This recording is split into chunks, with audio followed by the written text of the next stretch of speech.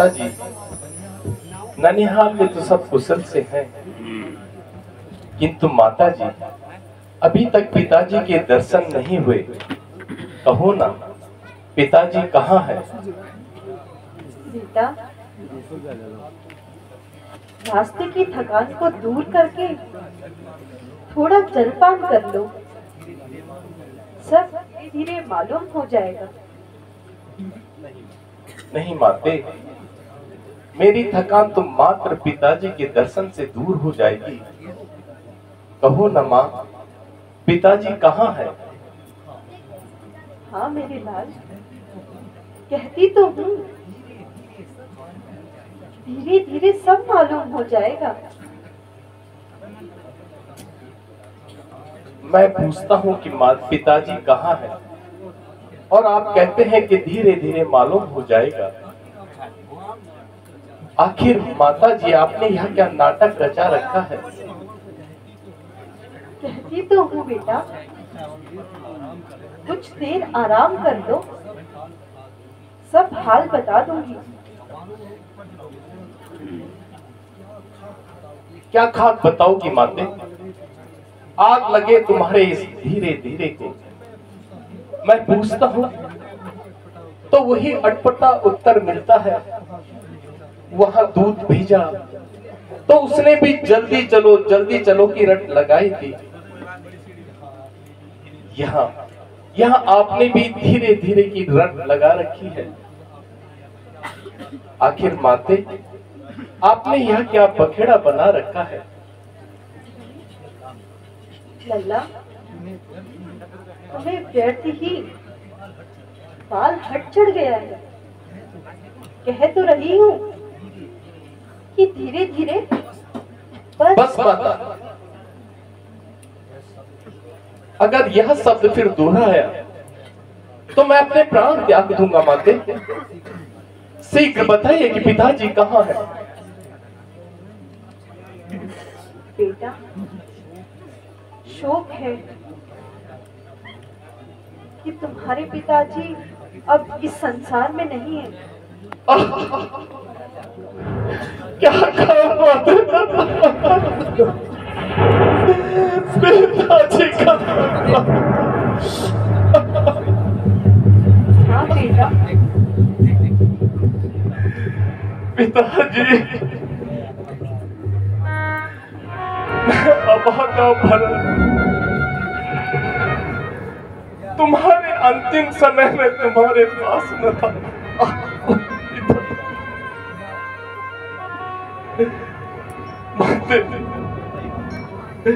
पूरे रास्ते पर मेरा हृदय भय से कांप रहा था। मेरे सारे तो स्वप्न सच हो ही गए, मां अनहोनी हो ही गई।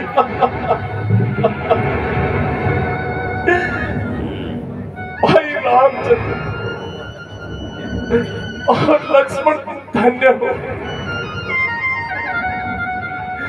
जो पिताजी के अंतिम समय पर उनके सेवा में उपस्थित। तुम माता ये तो बताइए कि उन्हें क्या हुआ था? बेटा, वैसे तो रोग कुछ नहीं था, बस हाय राम हाय लक्ष्मण कहते कहते प्राण त्याग। क्या कहा? भाई राम और लक्ष्मण भी उनके पास न थे। हाँ बेटा, वो तो पहले ही दिन वन चले गए थे। उन्हीं के वियोग में महाराज ने प्राण त्याग दिए, और तुम्हें याद तक नहीं किया। ऐसा अनंत 4 पुत्र होते हुए पिताजी के अंतिम समय में एक भी पुत्र उनकी सेवा में न रहा। किंतु माता ये तो बताइए कि भाई राम ने ऐसा कौन सा अपराध किया था जब उन्हें बन जाना पड़ा। माता जी कृपा करके स्पष्ट बताइए, मुझे तो दुख इस बात का है कि इस अयोध्या नगर में इतना अंधेर होने के बाद मुझे कुछ नहीं बताया गया। बेटा, शोक छोड़कर अब मेरी बातों पर ध्यान दो। महाराज ने तुम्हें ननिहाल भेज दिया और राम को यहाँ राज्य दे दिया, तथा मुझे पूछा तक नहीं। अब तू ही बता भला, यह मैं कैसे सहन कर सकती थी। भला वो बेचारी इस मंत्रा का, जिसने मुझे मौके पर सचेत कर दिया। बस फिर मैंने अपने 2 वर राजा से मांग लिए। एक वर से राम को 14 वर्ष का वनवास और 1 वर्ष से तुम्हें राज्य का उत्तराधिकारी। अब शोक त्याग कर खुशियां मनानी चाहिए। देख, मैंने ये सब कुछ तेरे लिए किया है। भला माते, तूने मेरा भला नहीं मेरा सर्वनाश कर दिया। तूने तो मुझे रघुकुल का सबसे कलंकित पुरुष बना दिया माते। इससे भला तो ये होता कि जिस दिन मेरा जन्म होता न मां, उसी दिन तू मेरा गला घोट कर मुझे मार डालती, ताकि जो अपयस की मौत में आज मर रहा हूं ना मां, ये अपयस की मौत का न मरता।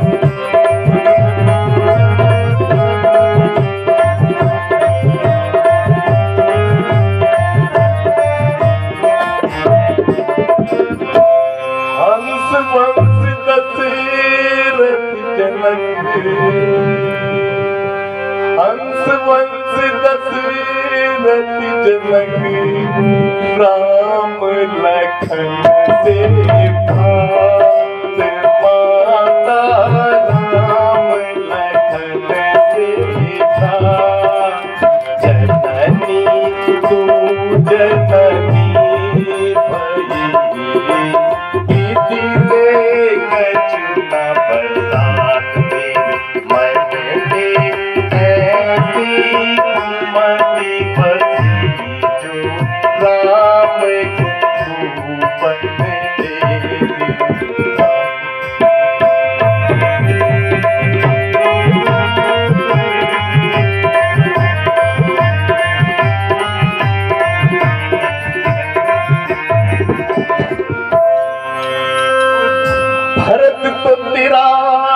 लाडला हो गया, भरत तो तेरा लाडला हो गया। क्या राम कौशल्या का बेटा नहीं, क्या राम कौशल्या का बेटा नहीं, क्या गुनाह किया माता कौशल्या ने जो तू राम को तू बन ले। मन में कैसी कुमति बसी,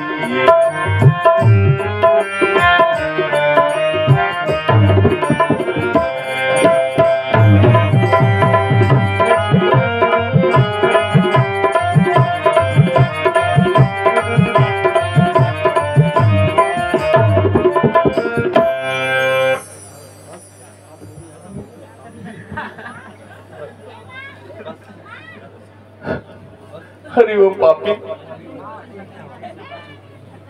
जिस कौशल्या माँ ने तुझे अपनी सगी बहन से भी अधिक स्नेह किया, जिस भाई राम ने तुझे अपनी माता से भी अधिक प्रेम किया, इस प्रकार मांगने से पहले तेरी जीवा गल क्यों नहीं गई माता? मेरे भाग्य की विडंबना तो देखो, रघुकुल जैसे उच्च वंश में मेरा जन्म हुआ, वीर प्रतापी सत्यनिष्ठ दशरथ जैसे पिता मुझे मिले और तीनों लोकों में वंदनीय प्रभु राम मेरे भाई मिले, और तुझ जैसी नीच पापन के घर से मैं पैदा हुआ। अरे दुष्टा, तुझे यहाँ पर मांगने से पहले तूने कुछ सोचा था?